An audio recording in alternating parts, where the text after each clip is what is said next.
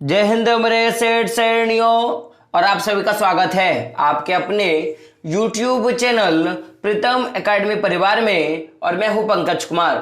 तो आज के इस वीडियो पे बात करेंगे जैक बोर्ड के द्वारा यानी कि झारखंड एकेडमिक काउंसिल के द्वारा आपके क्लास 9 का जो सब्जेक्ट है हिंदी, और हिंदी किस में बात करेंगे, हिंदी बी पे बात करेंगे। और आज के वीडियो पे हिंदी बी का सेट संख्या 3 के सॉल्यूशन पे डिस्कशन करेंगे माय डियर फ्रेंड। तो देख सकते हो सबसे पहले आप यहाँ पे आपके कुछ सामान्य निर्देश है जिसको आपको पढ़ लेना है। मैंने तो पढ़ लिया, अब आपका काम है कि आपको पढ़ना है।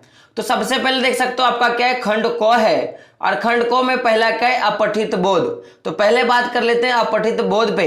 तो ये रहा आपकी एक गद्यांश है जिसको आपको क्या करना है, पढ़ लेना है। मैंने पहले ही पढ़ लिया, अगर मैं पढ़ूंगा तो बहुत ज्यादा लेट हो जाएगा।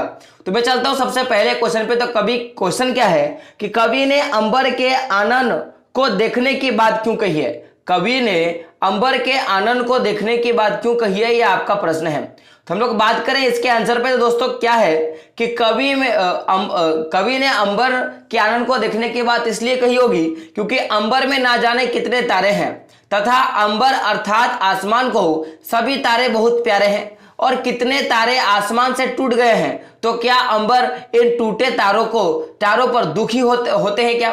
तो बस यही बात है कि भाई तारे तो आसमान में बहुत सारे हैं, लेकिन क्या उन टूटे हुए तारों की दुखी करनी चाहिए नहीं। जो बीत गई सो बात गई, हमको वो लेके चलना है। अगला प्रश्न देख सकते हो, सितारों के टूटने पर कवि क्या प्रेरणा देता है। देख सकते हो आंसर कि जीवन में कोई भी साथ नहीं रहता, तथा जो भी छोड़कर चला जाता है उसके बारे में शोक करने या सोचने से कुछ नहीं होता, ऐसा कवि का मानना था। बात करें अगले प्रश्न पर। तो उपयुक्त गद्यांश का शीर्षक लिखने के लिए बोला है। तो बीत गई सो बात गई, ये एक अच्छा शीर्षक है, हो सकता है। बात करें अथवा प्रश्न पे, अथवा भी आपका गद्यांश का था तो उसको आपको पढ़ ले। तो प्रश्न क्या देख सकते हो, मुल्ला नसीरुद्दीन किस बात के लिए जाने जाते हैं। तो दूसरों को हंसाने के लिए क्या करते जाने जाते हैं, नासिरुद्दीन जो है जाने जाते हैं। देख सकते हो कि छोटे बच्चे के स्वभाव में कौन सी विशेष बात होती है। तो छोटे बच्चों के स्वभाव में जो सबसे विशेष बात क्या होती है, उनकी हंसी निर्मल और स्वार्थहीन होता है। उनकी जो हंसी होती है वो निर्मल और क्या होता है, स्वार्थहीन होता है। अगला प्रश्न देख सकते हो क्या है कि बचपन, किशोरावस्था और जवानी में क्या अंतर आने लगता है। तो हंसी में क्या आता है, कमी आने लगता है जब लोग क्या होते हैं, बच्चे बचपन से यानी कि बच्चा से किशोर अवस्था में जब वो कहाँ जाते हैं, जवानी में जाते हैं, तो उनकी हंसी में क्या होती है, जब कमी आने लगती है। अगला प्रश्न आपका क्या है, खंड खो का है, व्याकरण सेशन है आपका कि रसोई घर का समास विग्रह करें और भेद का नाम लिखने के लिए बोला है। तो समास विग्रह क्या होगा, रसोई के लिए घर, रसोई के लिए घर। तो ये कौन सा समास का भेद है, तत्पुरुष समास का भेद है माय डियर फ्रेंड। अथवा के एक प्रश्न है आपका कि माता पिता का समास विग्रह करें और भेद का नाम लिखें। तो भाई इसका जो समास विग्रह क्या हो जाएगा, समास विग्रह क्या होगा, माता और पिता। तो जब ऐसे समास को क्या बोलते हैं लोग, द्वंद्व समास बोलते हैं। क्या बोलते हैं, द्वंद्व समास के भेद बोलते हैं। बात करें अगले प्रश्न पे। तो प्रश्न क्या देख सकते हो आपका कि दिए गए अशुद्ध वाक्यों को शुद्ध करके लिखने के लिए बोला है। और आपका वाक्य क्या है, अशुद्ध वाक्य है कि मैं सोमवार के दिन अपने गांव जाऊंगा। तो इसका शुद्ध वाक्य क्या होगा कि मैं सोमवार को आपके गांव जाऊंगा। मैं सोमवार के दिन क्या होगा कि अपने, क्या होगा यहां होगा, मैं सोमवार के दिन आपके नहीं होगा, यहां पे क्या होगा, अपने गांव जाऊंगा। मैं सोमवार को अपने गांव जाऊंगा, ये इसका क्या हो जाएगा माय डियर फ्रेंड, सही हो जाएगा। अगला देख सकते हो क्या है, हिमालय बहुत उच्च पर्वत है। उच्च नहीं होगा, ऊंचा होगा। हिमालय बहुत ऊंचा पर्वत है, आपका ये सही हो जाएगा। बात करें अगले प्रश्न पे। तो खंड गो है आपका, पाठ्य पुस्तक का है। अब प्रश्न क्या है देख सकते हो क्या, निम्नलिखित प्रश्नों के उत्तर दीजिए। और सबसे पहला आपका प्रश्न क्या है कि खुशबू रचते हैं हाथ, क्या है, खुशबू रचते हैं हाथ, कविता को लिखने का क्या उद्देश्य है। तो बात करें आंसर पर। तो खुशबू रचते हैं हाथ कविता लिखने का मुख्य उद्देश्य है मजदूर वर्ग के लोगों से है। यह छोटे छोटे घरों, नगरों, बस्तियों में रहकर छोटा काम कर देख सकते हो क्या है कि कर भी लोगों के हाथ खुशबूदार पदार्थों की रचना करते हैं। यह लोग स्वयं मुश्किल परिस्थितियों में अपना जीवन बिताते हैं, परंतु दूसरों का जीवन क्या करता है, खुशहाल कर देता है। आप देखते ही हो कि जो भी मजदूर वर्ग होते हैं उनकी जिंदगी दूसरों को खुश करने में लगी होती है। या तो दूसरों का घर बना दो, या दूसरों का बस्ती बसा दो, या दूसरों के लिए कुछ भी करो, वो दूसरे के लिए हर एक तरह के पदार्थ का निर्माण कर दो। और उतना करने के बाद भी क्या रहते हैं, ये हमेशा दुखी ही रहते हैं। अगला प्रश्न आपका देख सकते हो, प्रश्न क्या है आपका कि आदमी नामक कविता के आधार पर आदमी की प्रवृत्तियों का क्या करना है, उल्लेख करने के लिए बोला है कि मनुष्यों की प्रवृत्ति कैसे होती है। तो बात करें आंसर पे, तो आदमी नामा क्या है, आदमी नामा शीर्षक कविता के इन अंशों को पढ़कर हमारे मन में मनुष्य के प्रति धारणा बनती है। क्या बनती है कि प्रत्येक मनुष्य स्वभाव से अलग अलग होता है।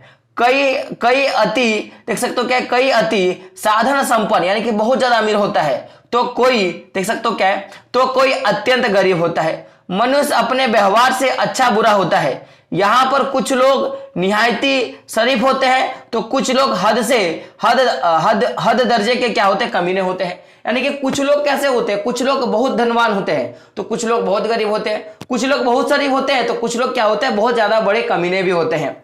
अगला प्रश्न आपका देख सकते हो क्या है कि गीत अगीत कविता के प्रथम छंद में वर्णित प्राकृतिक चित्रण को लिखने के लिए बोला है।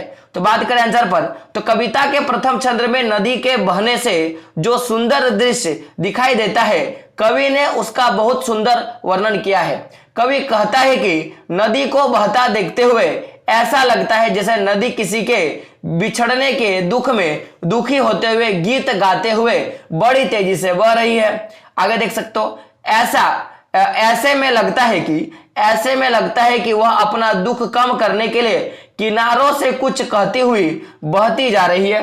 कवि यह कहता है कि किनारे के पास में ही एक गुलाब चुपचाप यह सब देख रहा है और अपने मन में सोच रहा है कि यदि भगवान ने उसे भी बोलने की शक्ति दी होती तो वह भी पूरी दुनिया को अपने सपनों के गीत को क्या कर सकता, सुना सकता।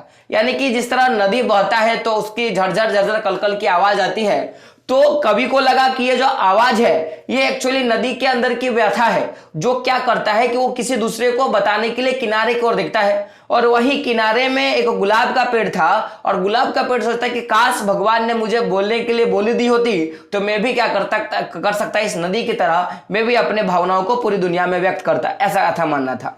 आपका अथवा का प्रश्न क्या है, भाव स्पष्ट कीजिए। जहां काम आवे सुई वहां का करे तरवारी, आपका यह प्रश्न है। तो बात करें आंसर पे, देखोगे क्या है, कवि ने तलवार और सुई के उदाहरण द्वारा यह तथ्य सिद्ध किया है कि जहां छोटी वस्तु का उपयोग होता है वहां बड़ी वस्तु किसी काम की नहीं, तथा जहां बड़ी वस्तु देख सकते हो क्या है कि जहां देख सकते हो क्या है कि जहां बड़ी वस्तु प्रयुक्त होता है वहां छोटी वस्तु बेकार है। यानी जहां बड़ा व्यक्ति काम में आ सकता है वहां छोटा व्यक्ति, तथा जहां छोटा व्यक्ति काम में आ सकता है वहां बड़ा व्यक्ति का कोई काम नहीं, कवि का यह आश्रय है। अगला प्रश्न देख सकते हो आपका क्या है कि रमन क्या है, देख सकते हो क्या है, रमन की खोज, रामन प्रभाव क्या है, स्पष्ट कीजिए, ये आपका प्रश्न है। तो बात करें आंसर पे, तो चंद्रशेखर वेंकट रामन जी के खोज को रामन प्रभाव के नाम से जाना जाता है। रमन ने अनेक ठोस और तरल पदार्थों पर प्रकाश की किरणों का अध्ययन किया। उन्होंने पाया कि जब एक वर्णी मतलब एक वर्ण का प्रकाश जिसको बोलते हैं प्रकाश किरण किसी तरल या रवेदार पदार्थ से गुजरती है तो गुजरने के बाद उसके वर्ण में परिवर्तन आ जाता है। यानी कि मान लो कि कोई यहाँ पे कोई पत्थर या चट्टान होगा, अब उसमें कोई एक वर्णीय जो रंग है वो प्रवेश कर रही है, तो प्रवेश करने के बाद उस रंग का जो मान है, जिस तरह का वो रंग दिखेगा उस रंग में क्या आ जाएगा, परिवर्तन आ जाएगा। आगे देख सकते हो, ऐसा इसलिए होता है क्योंकि जब एक वर्णीय प्रकाश की किरण के फोटोन तरल या रवेदार पदार्थ से गुजरते हुए अणुओं से टकराती है तो टकराव के परिणाम ये देख सकते हो क्या है, ये तो ऊर्जा का अंश पास जाते हैं, या तो उसमें कुछ ऊर्जा आ जाता है या क्या करते हैं कि कुछ ऊर्जा को वो खो देते हैं। दोनों ही स्थितियों में प्रकाश के वर्ण में बदलाव लाती है। और आगे देख सकते हो क्या है कि एक वर्णीय प्रकाश तरल या ठोस रवों से गुजरते हुए जिस परिणाम में ऊर्जा खोता है या पाता है उसी के अनुसार क्या होता है, उसका रंग में क्या होता है ऐसा, या फिर उसके वर्ण में क्या होता है, परिवर्तन होता है। यानी कि वो जिस प्रकार से अपने ऊर्जा को खोएगा या जिस प्रकार से अपने ऊर्जा को प्राप्त करेगा उसी के हिसाब से। अगला आपका अथवा का प्रश्न है, लेखिका के दृष्टि में धर्म की भावना कैसी होनी चाहिए, ये आपका प्रश्न है। ये आपका जो चैप्टर है वो क्या, धर्म की आड़ में आपका ये चैप्टर है। तो बात करें इसके आंसर पे, तो देख सकते हो क्या इसका आंसर है माय डियर फ्रेंड। आंसर है आपका कि लेखिका की दृष्टि में धर्म का निजी मामला होता है। धर्म क्या होता है? एक निजी मामला होता है, यानी कि ये सार्वजनिक नहीं है।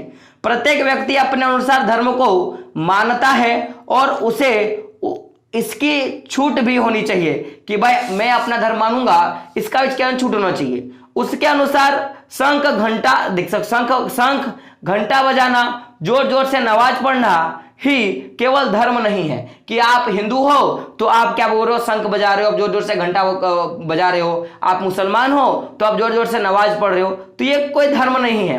क्या उनका क्या माना था कि शुद्ध आचरण, क्या शुद्ध आचरण और सदाचार क्या है, देख सकते हो, शुद्ध आचरण और सदाचार धर्म अस्पष्ट चिन्ह है। ये जो आचरण है, शुद्ध आचरण सदाचार क्या है, धर्म का स्पष्ट क्या मैं बोलूंगा चिन्ह है। यदि पूजा पाठ करने के साथ ये नहीं हो तो धर्म नहीं होता। बिना पूजा कराए भी यदि ये व्यवहार है तो वह व्यक्ति क्या है, धार्मिक कहलाने के योग्य है। यानी कि आप लाखों मंदिर में जाओ, कुछ करो, उससे कोई मतलब नहीं। आप मान लो कि पूजा कर रहे हो, आप जाके चोरी कर ले रहे हो। आप पूजा करते हो, आप धर्म कमाने के लिए जाते हो, आप झूठ बोल देते हो, तो कहीं ना कहीं इससे उस धर्म का मान्यता नहीं होता है। अगर आप एक आचरण सही रखोगे, आप सदाचारी बनोगे, तो फिर आपके क्या होगी, चाहे पूजा करो या ना करो, आप धार्मिक कहलाओगे।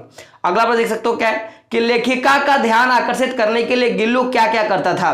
तो बात करें आंसर पे, तो जब लेखिका लिखने बैठती तो गिल्लू लेखिका का ध्यान अपनी ओर आकर्षित करने का प्रयास करता। इसके लिए वो लेखिका के पैरों तक आकर तेजी से पर्दे पर चढ़ जाता और फिर उसी तेजी से उतरता। गिल्लू यह क्रिया तब तक करता रहता जब तक गिल्लू लेखिका का ध्यान अपनी ओर आकर्षित करने में सफल नहीं हो जाता।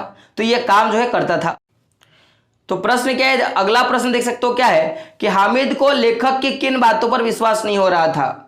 तो पहला क्या है, देख सकते हो आपका क्या है कि लेखक ने हामिद को कहा कि वह बढ़िया खाना खाने मुसलमानी होटल जाता है, और भाई जो लेखक था वो शुद्ध हिंदू था, तो इस बात के लिए विश्वास नहीं हो रहा था पहला। दूसरा लेखक ने बोला कि जिस होटल में मैं जाता हूं, यानी वहां हिंदू मुसलमान में कोई फर्क नहीं किया जाता।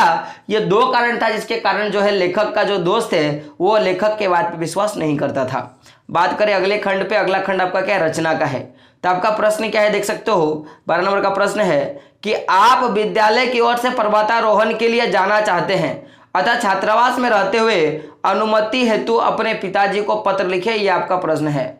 तो बात करें सबसे पहले क्या करना पड़ेगा, आपको पता लिखना पड़ता है। तो मैंने लिखा तोपचाची नगर धनबाद झारखंड। आप यहाँ पे परीक्षा भवन भी लिख सकते हो, उसमें भी चलेगा। बात करें अगला आपको दिनांक देना पड़ेगा, तो 5 जून 2022 है ना, 5 जून 2022। मैंने कल लिखा था इसलिए मैंने यहाँ पे 5 जून लिखा है, ठीक है। बात करें आगे, देख सकते हो क्या है, आदरणीय पिताजी, आपको ये लिखना होगा। सादर प्रणाम, आप क्या करना है, आपको एक लाइन छोड़ के आपको लिखना है कि आशा करता हूं कि आप सकुशल होंगे। आपको बताते हुए मुझे यह अत्यंत प्रसन्नता हो रही है कि इस वर्ष मैंने अर्धवार्षिक परीक्षाओं में पूरी कक्षा में प्रथम स्थान प्राप्त किया है। अर्धवार्षिक परीक्षा यानी कि जो भी आपकी जो 6 महीना में एक बार टेस्ट होता है उसको बोलते हैं। मेरे विद्यालय के समस्त अध्यापक मेरे इस सफलता से प्रसन्न हैं। साथ ही वार्षिक परीक्षाओं में भी इस प्रकार प्रदर्शन करने का प्रोत्साहन दिया। उसने क्या किया, प्रोत्साहन दिया कि आप ऐसे क्या करो, लगातार काम करते रहो। आगे देख सकते हो, पिताजी इसके अतिरिक्त मुझे आपसे एक विषय में आज्ञा भी प्राप्त करनी है। मैं आपको बताना चाहता हूं कि मेरे विद्यालय की ओर से अगले सप्ताह कुछ चयनित विद्यार्थियों को पर्वतारोहण पर ले जाया जा रहा है। पर्वतारोहण यानी कि पहाड़ क्लाइंबिंग जिसको बोलते हैं, माउंटेन क्लाइंबिंग पे ले जा रहा है। विद्यार्थियों के मन में हमारे आसपास के पर्वतों तथा पर्वतों के दुनिया के विषय के प्रति रोचकता लाने के लिए विद्यालय द्वारा हिमालय की कुछ पर्वतों पर जाना निश्चित किया गया है कि हम लोग क्या करेंगे, हिमालय के कुछ पर्वतों पर चढ़ेंगे और पहाड़ों के दुनिया का, पहाड़ों का जो जीवन है उसके बारे में क्या करेंगे, जानेंगे। आगे देख सकते हो क्या है कि पिताजी इस आयोजन का हिस्सा बनने के लिए विद्यालय की ओर से प्रत्येक विद्यार्थी से उनके पिताजी द्वारा अनुमति पत्र मांगा है। पिता की ओर से अनुमति पत्र प्राप्त करने के पश्चात ही कोई भी विद्यार्थी पर्वतारोहण पर जा सकता है। ऐसा कहा गया कि ये बच्चा तभी जो उसको लेके जाऊंगा, जो बच्चे क्या करेंगे, घर या गार्जियन से क्या करके लाएंगे कि भाई बोलेंगे कि नहीं ले जाओ, ये वाला बात है जो करके आएंगे। अतः पिताजी मेरी आपसे विनती है कि आप मुझे इस पर्वतारोहण का हिस्सा बनने की अनुमति प्रदान करें। इसके लिए मैं सदैव आपका आभारी रहूंगा। मुझे आशा है कि आप मेरे इस आग्रह को अवश्य स्वीकार करेंगे एवं मुझे निराश नहीं करेंगे, है ना। उसके बाद आपको लिखना है एक लाइन छोड़ के चरण प्रणाम, फिर आपको अपना नाम लिख देना है। बात करें अगले प्रश्न पर, तो अगला प्रश्न आपका देख सकते हो क्या प्रश्न है आपका, अथवा का प्रश्न है कि अपने बड़े भाई के विवाह में आमंत्रण के लिए मित्र को पत्र लिखे। और मैं आपको बता दूं कि जो आपका सेट 2 है इसमें मैंने इसका आंसर जो है कर दिया था, तो आप एक बार वहां पे जाके जरूर देख लें। बात करें अगले प्रश्न पर, तो अगला प्रश्न आपका क्या है कि दिए गए संकेत बिंदु के आधार पर किसी एक विषय पर अधिकतम 150 वाक्य में क्या करना है, निबंध लिखना है। सबसे पहला क्या है, आदर्श विद्यार्थी, ये आपका पहला जो है निबंध है, तो इस पे बात करते हैं हम लोग। सबसे पहले संकेत बिंदु में देख सकते हो क्या है, भूमिका, विद्या, देख सकते हो विद्या अध्ययन की ललक, स्वरूप, जीवन, है ना, सदाचारी, विवेकशील, है ना, एवं विनम्रता एवं उपसंहार। तो बात करें सबसे पहले भूमिका पे, तो भूमिका क्या है कि विद्यार्थी जीवन को मनुष्य के जीवन की आधारशिला कहा जाता है। इस समय वह जिन गुणों व अवगुणों को अपनाता है वही आगे चलकर चरित्र का निर्माण करता है। अतः विद्यार्थी जीवन सभी के लिए बहुत ही क्या है, महत्वपूर्ण होता है माय डियर फ्रेंड। अब बात करेंगे विद्याध्ययन की प्रति ललक, यानी कि आपको विद्याध्ययन के प्रति कितना ललक होना चाहिए। एक आदर्श विद्यार्थी वही है जो सदैव पुस्तकों को ही अपना सबसे अच्छा मित्र समझता है। वह पूरी लगन और परिश्रम से उन पुस्तकों का अध्ययन करता है जो जीवन निर्माण के लिए अत्यंत उपयोगी है। इन उपयोगी पुस्तकों में उसके विषय पुस्तकों के अतिरिक्त वे पुस्तकें भी हो सकते हैं जिनमें सामान्य ज्ञान, आधुनिक जगत की नवीनता, जानकारियां तथा उपयोगी बातें हों।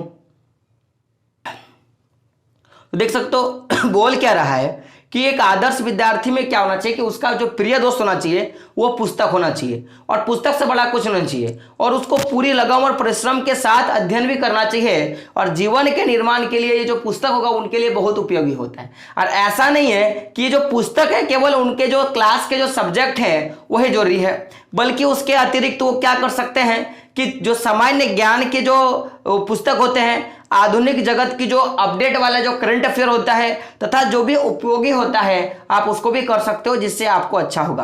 अब बात करें अगले तो क्या, सदाचारी, विवेकशील एवं विनिर्माण।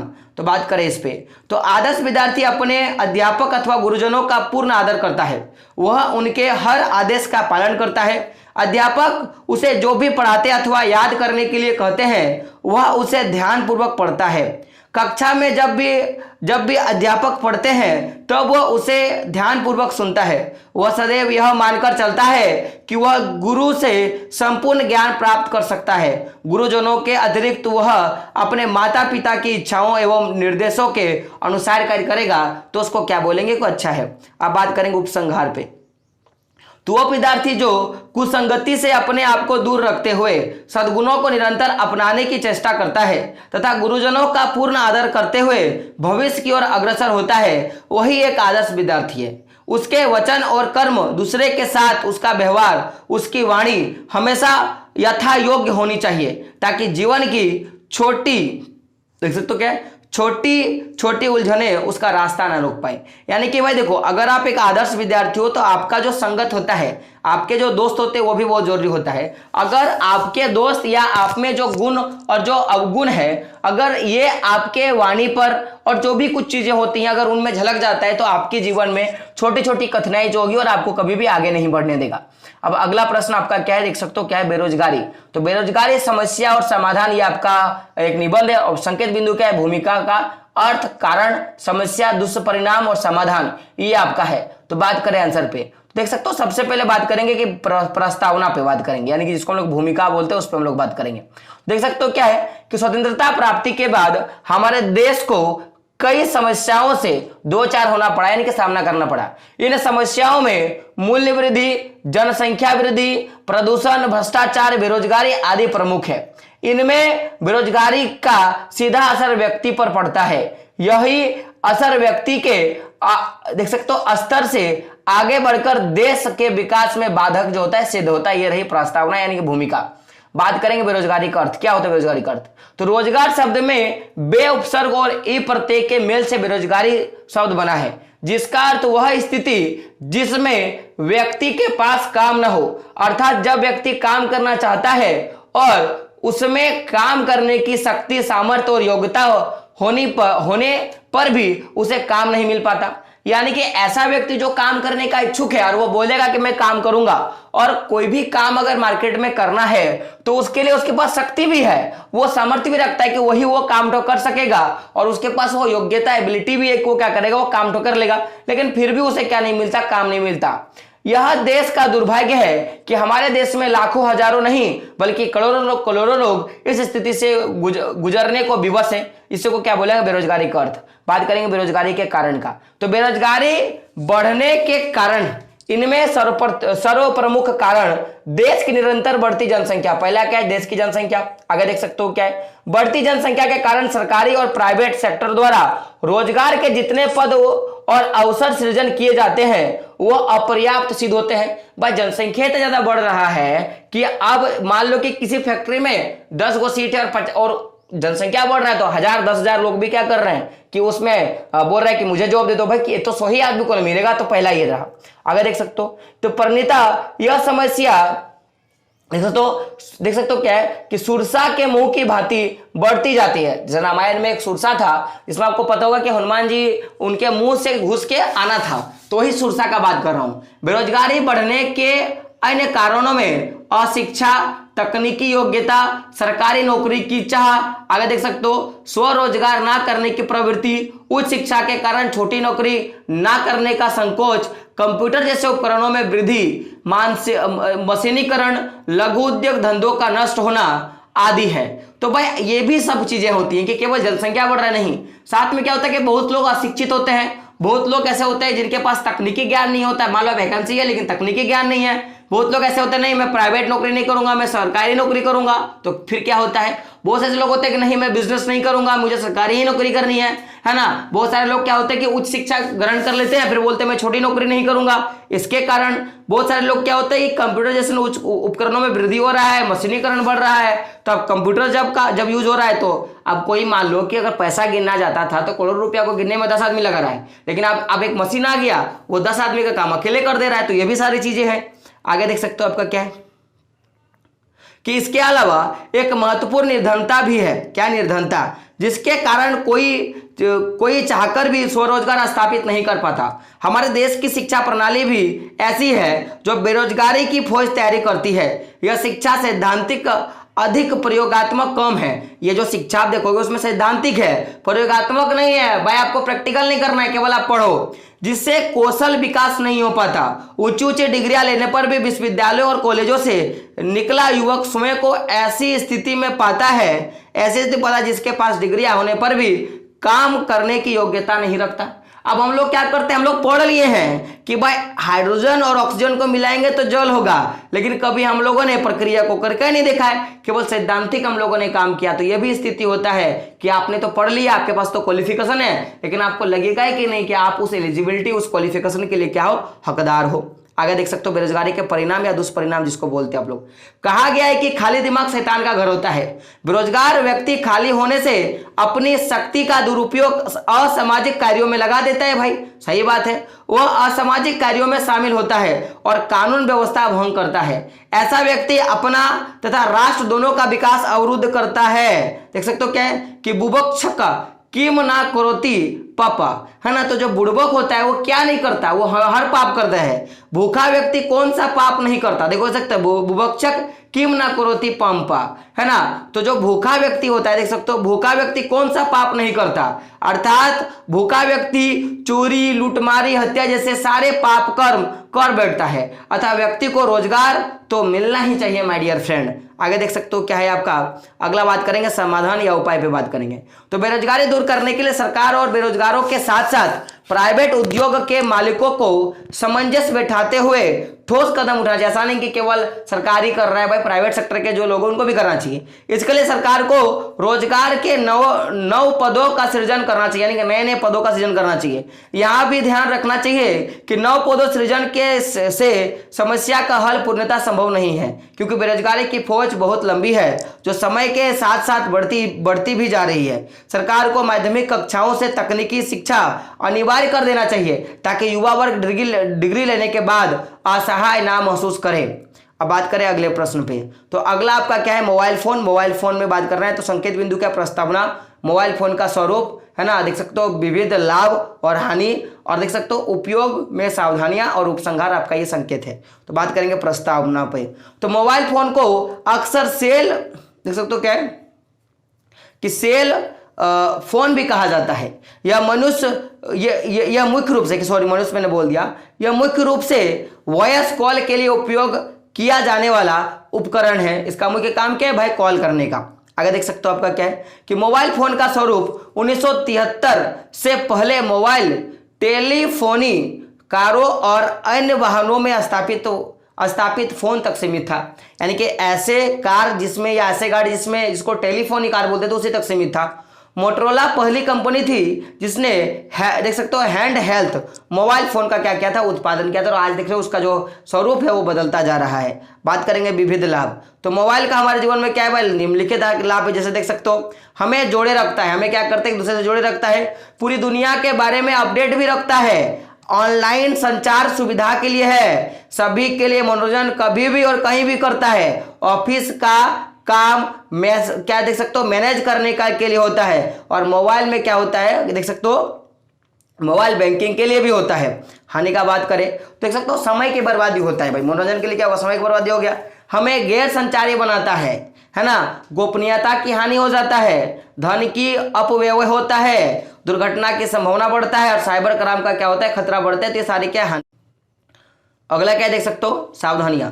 हमें नोमोफिबिया से बचना चाहिए, क्योंकि इसमें व्यक्ति फोन के बिना होने या किसी कारण फोन का उपयोग करने से असमर्थ होने का तर्कहीन डर होता है कि भाई आपको फोन बड़ी अच्छा से यूज करने आता है, मुझे नहीं आता, इसके लिए डर होता है। जैसे सिग्नल की अनुपस्थिति या बैटरी डिस्चार्ज हो जाना, मोबाइल फोन के संपर्क से बाहर हो जाने का भय।